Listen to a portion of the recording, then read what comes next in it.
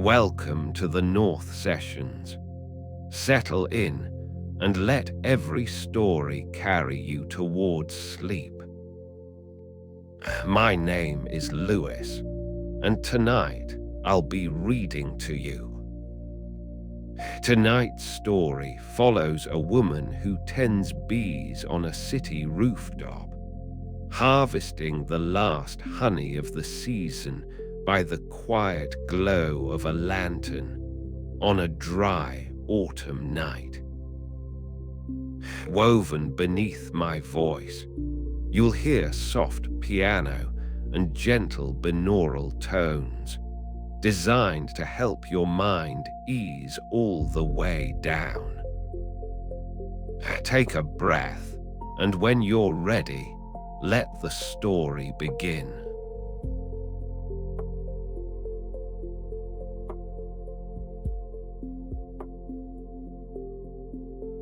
Notice for a moment where your body meets the surface beneath you.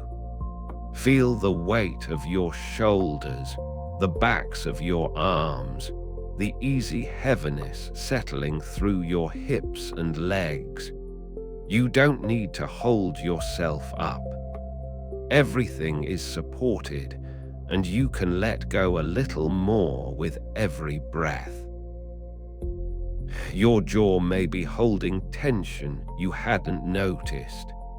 Let it soften now, just slightly.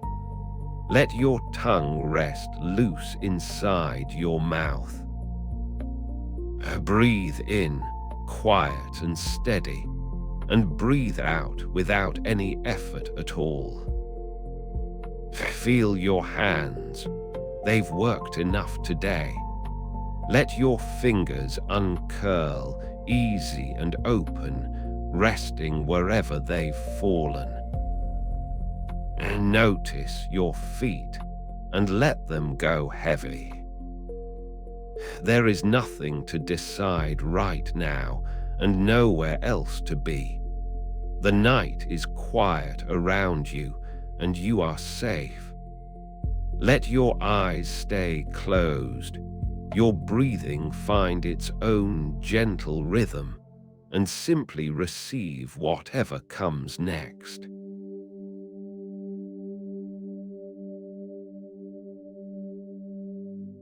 The city was quiet at this hour, or as quiet as a city ever allowed itself to be.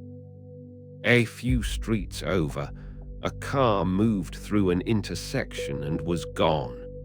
Somewhere below, a door closed softly, and then there was only the night again, and the hives, and the lantern's small, warm circle. Mara reached into the nearest hive box with both hands, steady and without hurry. The bees that remained were few this late in the season, drowsy with the cooling air, settled deep into the comb. They paid her little attention. She had worked beside them long enough that they seemed to accept her presence the way the roof accepted the weight of the hives, simply, without argument. The first frame came free with a low, gentle resistance, the way a book eases from a tight shelf. She lifted it clear of the box and held it at arm's length, turning it slowly into the lantern light. The honey caught the glow and held it. It was a deep amber, nearly the color of old brass, and the light moved through it in a way that made it seem like something living. Each cell was capped and full, sealed over with a thin layer of wax that gave the surface a softness, a kind of quiet texture, like cloth stretched very carefully over a frame. The smell reached her then. It was warm and faintly floral, something between dried clover and the memory of a summer afternoon. It settled around her in the cool air and stayed. She breathed it in without thinking, the way a person breathes in wood smoke from a neighbor's chimney, noticing it, then letting it simply be there. She tilted the frame a little further, checking the weight of it, the evenness of the fill. It was good. The whole frame was good. She could feel that even before she looked closely. Her mind went briefly to the frames she had harvested in past seasons, to the ones that had been too wet, or unevenly drawn, or cracked at the corner from a winter she hadn't prepared for well enough. This frame was none of those things. It was easy to hold, easy to read, and she rested with that small fact for a moment before moving on. Below, a light came on in the apartment across the narrow alley, the one that belonged to the man who always asked, very politely, whether she had any of the dark honey left. She glanced over. He was just moving through his kitchen, reaching for something on a shelf. He didn't look up. The light stayed on, warm and steady, while she returned her attention to the frame in her hands.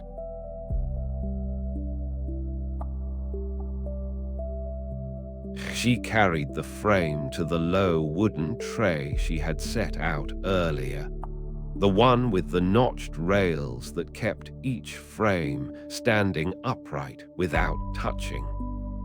It had been her grandmother's, originally built for something else entirely, and she had adapted it over several seasons until it fit this work exactly.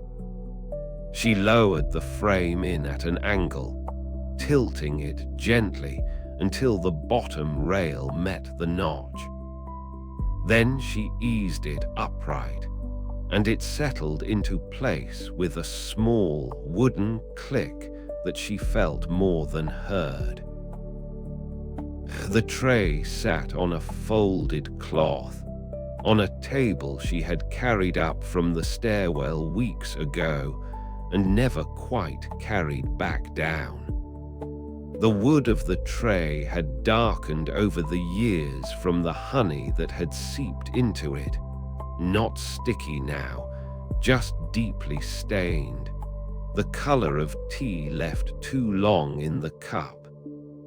She ran her thumb along the top bar of the frame, not pressing, just tracing. The wax capping had a slight give to it, not soft exactly, but yielding in the way a candle feels when it has been standing near warmth for a long time. The lantern light shifted a little as the flame adjusted to something in the air, a draft from the stairwell door, maybe, or just the night breathing. The shadows on the tray moved with it, and for a moment the frames she had not yet set in it seemed to lean toward the one that had arrived first. The way a row of books on a shelf leans gently toward the end that is already full.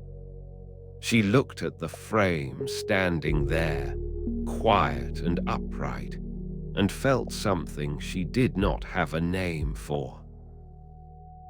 Not pride exactly, though there was some of that. Something more like recognition. She had begun the harvest in the first cool days of September, checking the frames one by one to see what was ready. And now here was the answer, standing in the tray in the lantern's soft circle. The light in the apartment across the alley was still on. She could see the man moving again now, slowly, the way people move late at night when the day has wound itself all the way down. He was at the window for a moment, looking not at the roof but at something else, somewhere out in the amber middle distance of the city. Then he stepped back, and the kitchen settled again into its yellow quiet. She turned back to the hives. There were more frames to come, and the night was steady around her. The air carried the faint warmth of the honey and the cooler edge of the season underneath it, and she reached for the next box without any particular urgency.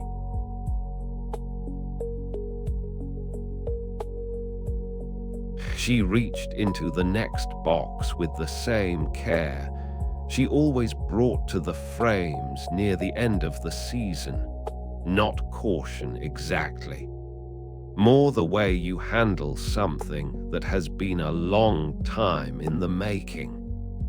Her fingers found the grip of the frame, and she lifted it clear of the rest, easing it up through the narrow space between the adjoining frames without letting them knock together. The weight of it registered before she had it fully raised. It was heavy. Not the dense, settled heaviness of the first frame, but close.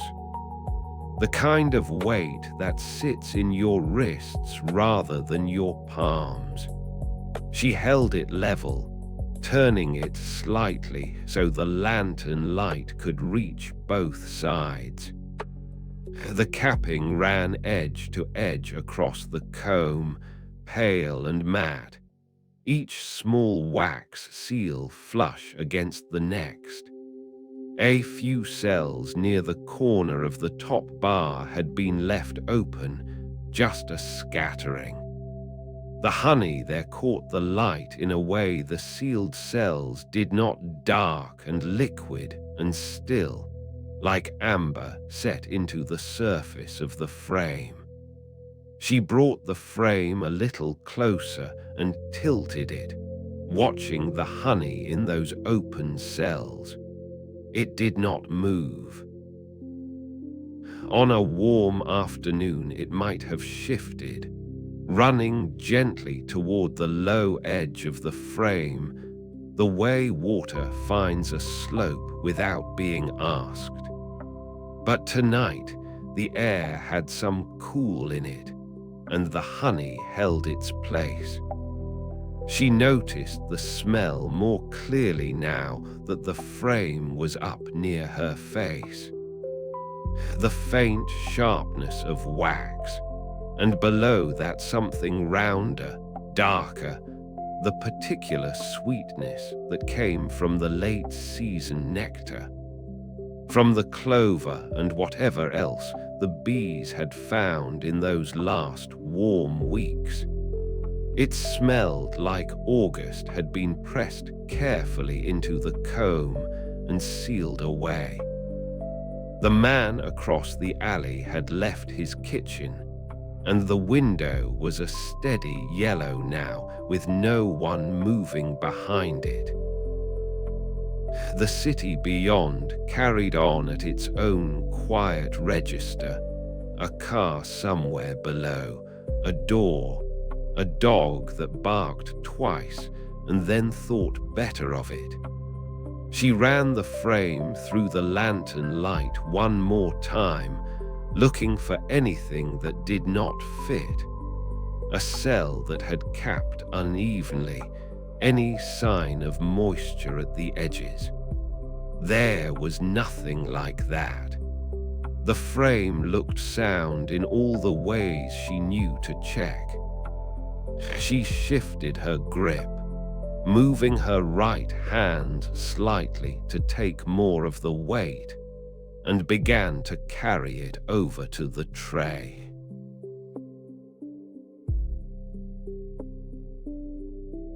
The tray sat a few feet away on the low wooden table, and she crossed to it without any hurry, keeping the frame level in her hands.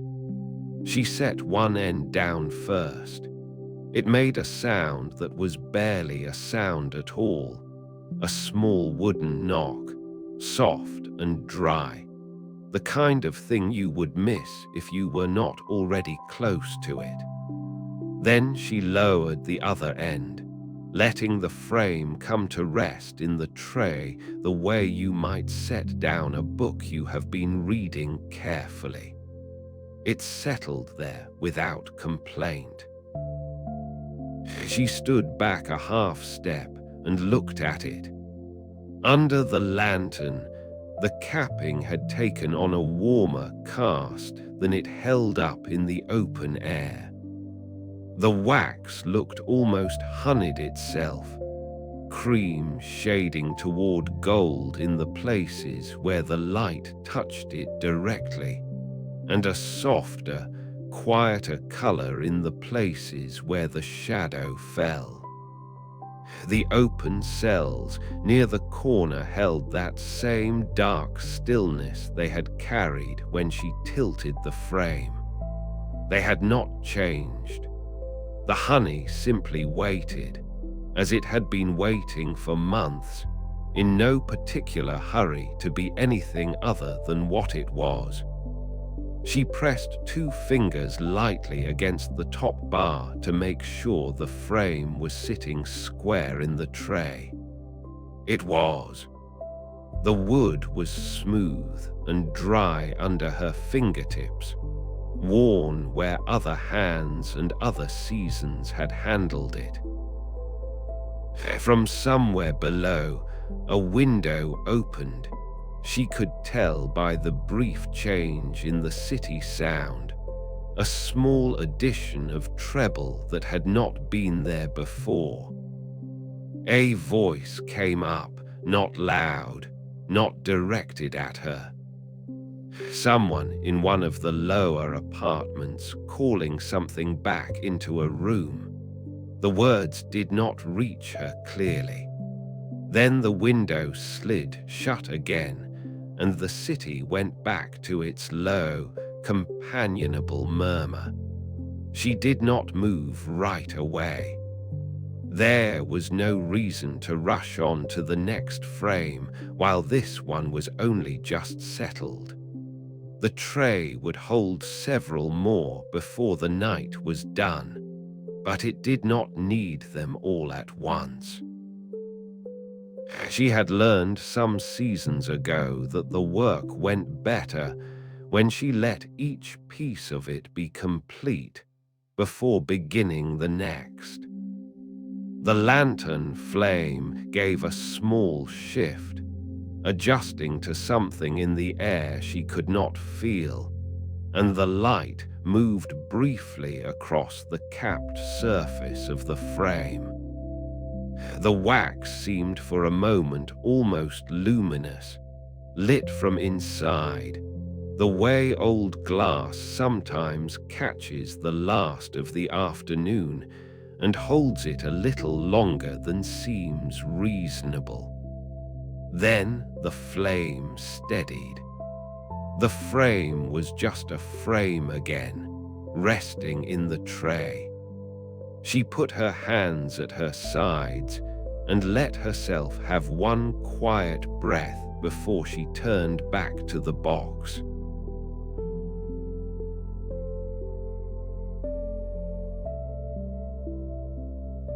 She turned back to the box and looked in.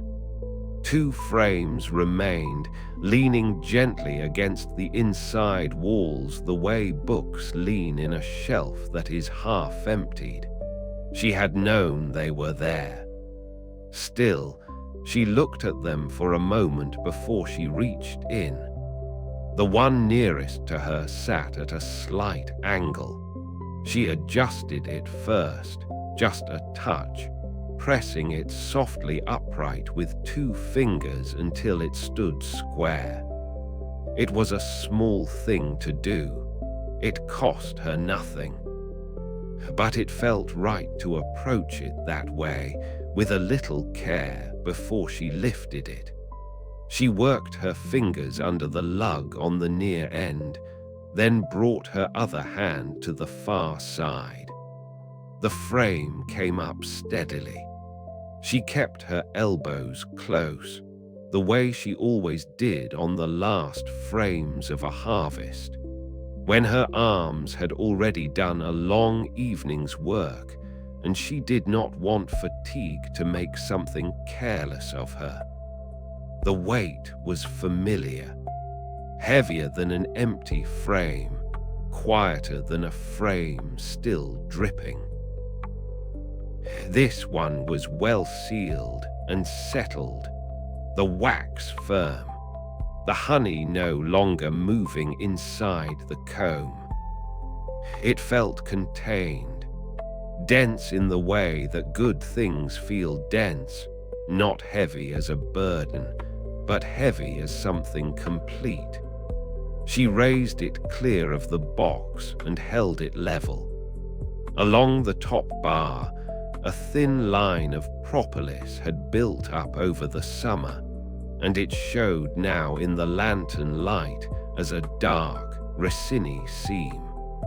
The bees had put it there to seal the small gaps they did not want left open.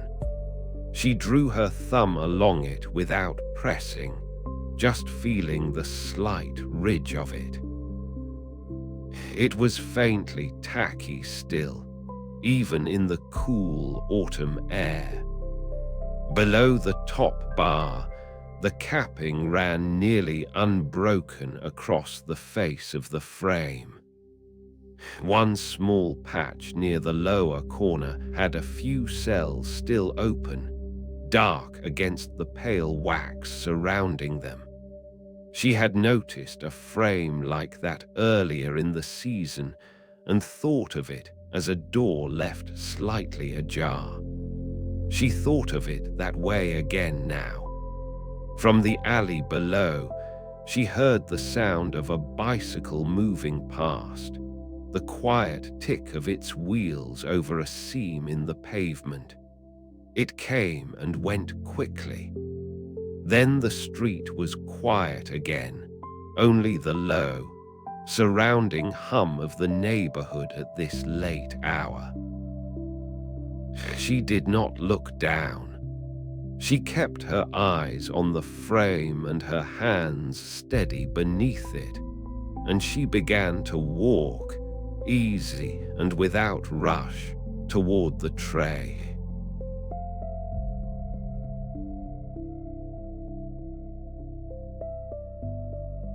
She carried the frame the few steps to the tray and lowered it in. It did not clatter. It did not slip. It settled into place the way a breath settles at the end of a long exhale, without announcement, without effort. She guided it down with both hands until she felt the lug rest against the side of the tray, and then she let it be. She stood there for a moment with her hands still loosely resting on it. The wax was cool under her palms. Not cold the way metal is cold, but cool the way stone is cool when it has been out of the sun for many hours. She pressed down just slightly, not to adjust anything, only because the contact felt good, steady and real beneath her hands. The lantern was sitting on the low ledge beside the tray, and it threw its light across the frames in a long, quiet stripe. The capping on this last frame she had carried looked almost cream-colored in that warmth. The ones she had set down earlier were beside it now, their wax a little more gold in the light, and together they made a row that felt finished. A thing that had taken the whole of the evening to arrive at. She lifted her hands away. From somewhere below, a window opened. She heard it rather than saw it, the soft knock of the frame against the sill, and then a neighbor's voice, somewhere on the third floor, calling something brief inside the apartment. Not to her.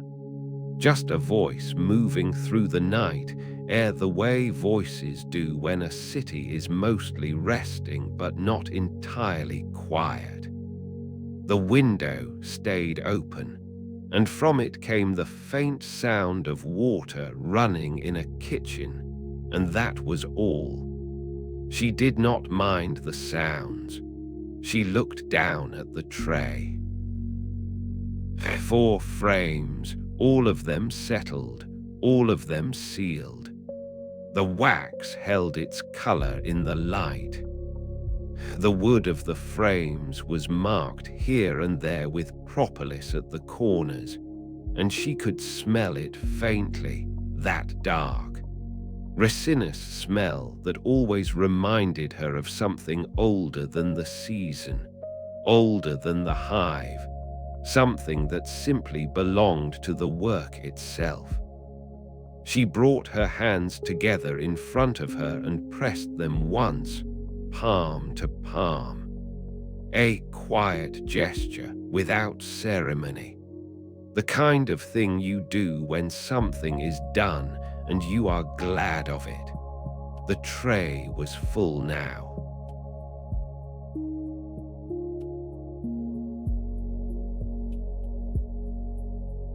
She reached for the cloth. It was folded on the corner of the ledge, where she had left it at the start of the evening. A square of undyed linen, washed so many times it had gone almost white, soft the way old fabric goes soft when it has been handled for years. She picked it up with both hands and let it open. It unfolded in the still air without any fuss. The cloth was light enough that it drifted just slightly as it opened, catching for a moment on the warmth rising from the lantern. And then it settled down over the tray in one even motion. She smoothed it from the center outward. Her hands moved across it in long, easy passes.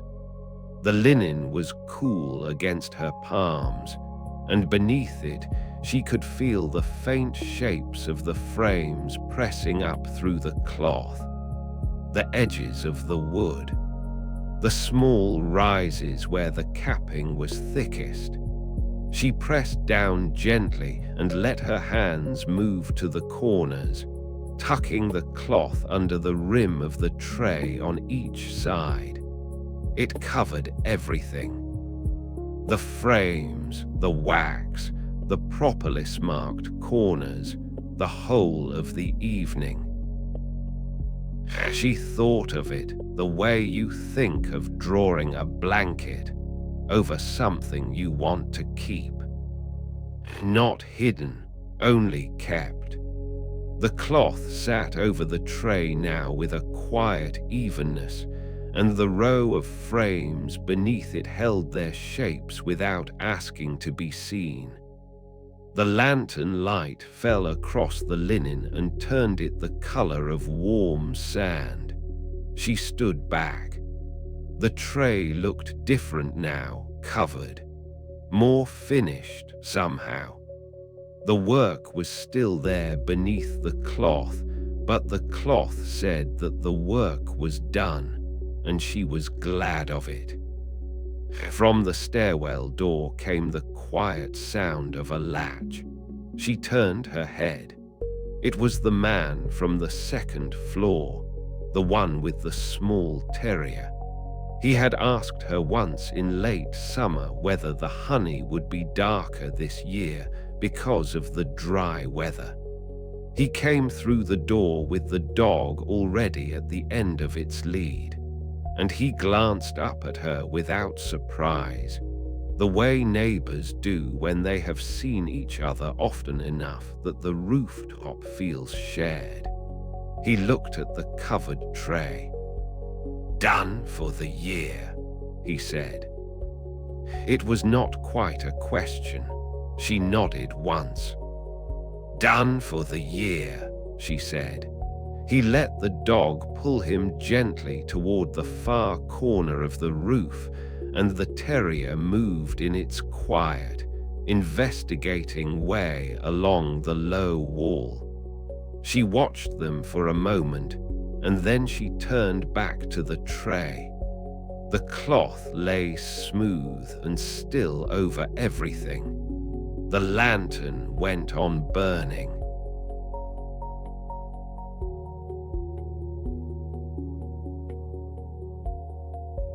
She bent and took the tray from the ledge. Both hands, fingers spread wide beneath the rim. She lifted it slowly, testing the weight. It was heavier than she had expected, though she had expected it to be heavy. The frames shifted fractionally as she settled them, the cloth moving just at its surface, and then everything was still again. She held it level and turned toward the stairwell. The distance was not far. She had crossed this rooftop 1,000 times in all kinds of weather. But carrying something full and covered and finished changed the crossing. She moved without hurry, placing each foot with care on the cool asphalt. The lantern was behind her now. Her shadow stretched out ahead, long and soft-edged, reaching the door before she did. She could feel the faint vibration of the city through her feet. A low, almost inaudible hum, the way a building hums when it has many quiet lives inside it. She did not think about it so much as notice it, the way you notice the temperature of a room only when you move from one into another. The tray was warm in her hands. Not hot, just warm, the way a thing stays warm when it has been kept close to a working lantern for several hours. She could feel it through her palms and at the insides of her fingers. 3 steps from the door, the terrier appeared at the edge of her sight. The man from the 2nd floor was still at the far end of the roof, but the dog had doubled back in its wandering way and now stood a few feet from her path, watching her with its particular interested calm. She moved to her left, giving it room. It stepped aside for her, neatly, without fuss. The man called its name from across the roof. Soft, not sharp. She reached the door. It was propped open with the same piece of folded cardboard she had used at the beginning of the evening. She worked the toe of her boot under the edge and pressed it back, easing the door open wider. The stairwell below exhaled a breath of cool air, faintly metallic, the way interior spaces smell when the season has turned and the windows have been closed. She crossed the threshold. The rooftop was behind her now, and the lantern was behind her, and the covered tray was in her hands, warm and quiet and complete. She took the first step down with care, weight distributed, the frames not shifting. Above her, through the open door, the city spread its amber light against the low, dark sky. She took the second step, and the third, and the door swung gently closed.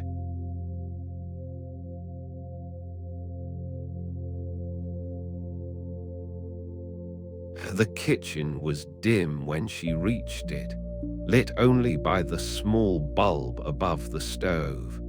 She had not turned on the overhead light. There was no need for it.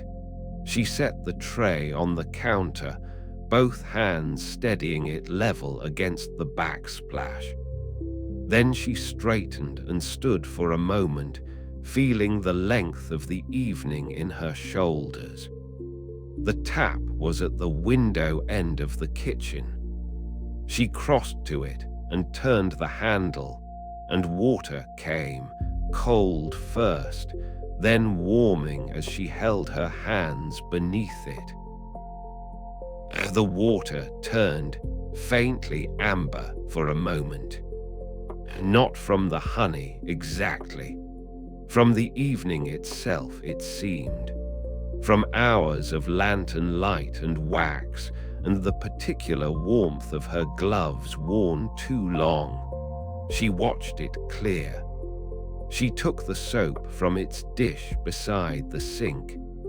A bar, plain and unscented, worn to a smooth oval by many evenings like this one. She worked it between her palms, slow circles, the way her hands seemed to know to do without asking her. The foam was white and thin.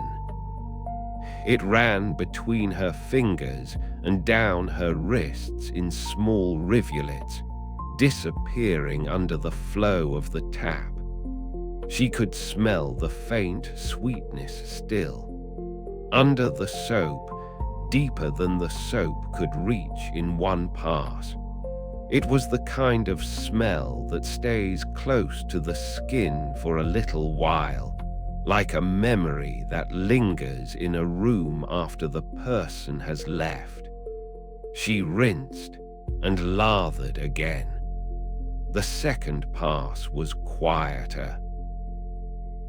Her hands moved without thought now, turning at the wrist, working the spaces between her fingers, covering the backs of her hands with easy care.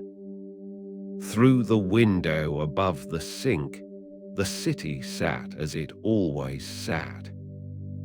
The amber glow at the tops of the buildings, the dark between them. A single light on in the window across the alley, second floor. She had seen that light on many evenings. She did not know who lived there. She rinsed a second time and let the water run a moment longer than necessary. It was a good feeling. Warm water, the quiet kitchen, the work of the evening behind her. Then she turned the tap off. The silence that followed was the kind that settles after a small, familiar sound stops. She noticed it the way you notice the end of rain. Not quite gone, just changed into something else. She reached for the cloth folded over the oven handle and dried her hands.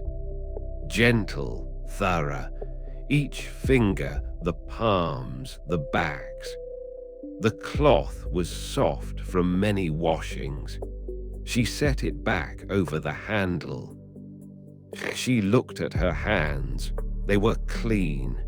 They were hers. She was done.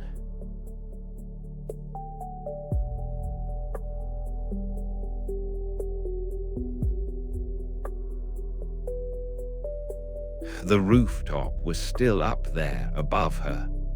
The hives were quiet in the dark. The last frames of the season were done, and the bees had folded themselves into their winter stillness, each one small and warm at the center of something they had made together. The city went on at its edges, amber and low, the way it always did. She would sleep, and the honey would set in its jars through the night, taking the shape of the vessels that held it. By morning, it would be a deep, clear gold, the color of lantern light. The season had kept its last sweetness for the very end.